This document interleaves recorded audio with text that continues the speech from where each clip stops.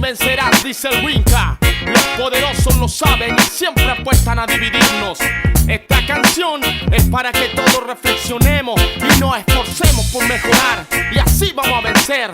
Hay muchas formas de perder, pero la peor derrota es cuando un pueblo se destruye a sí mismo.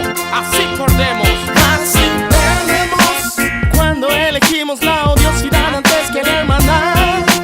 Perdemos cuando dejamos de lado nuestra espiritualidad. Así perdemos cuando nuestra diferencia es más fuerte que nuestra unidad.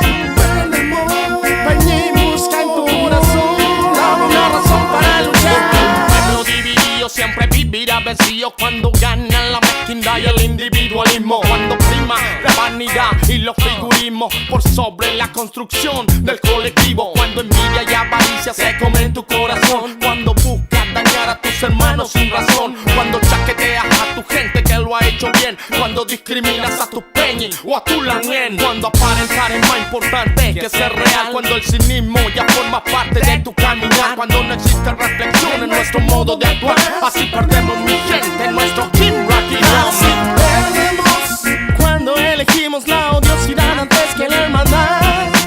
Perdemos cuando dejamos de lado nuestra espiritualidad. Así perdemos cuando nuestra diferencia es más fuerte que nuestra unidad. Perdemos.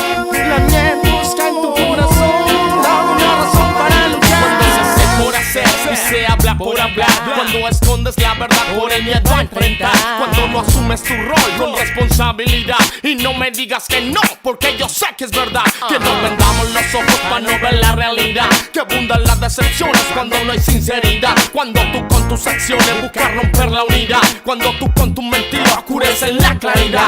Cuando nuestra palabra dejamos de valorar. Cuando nuestros niños y mujeres empezamos a maltratar. Cuando dejamos de apoyarnos y nos comenzamos a odiar. Así perdemos, mi gente, y a veces no hay vuelta atrás. Así perdemos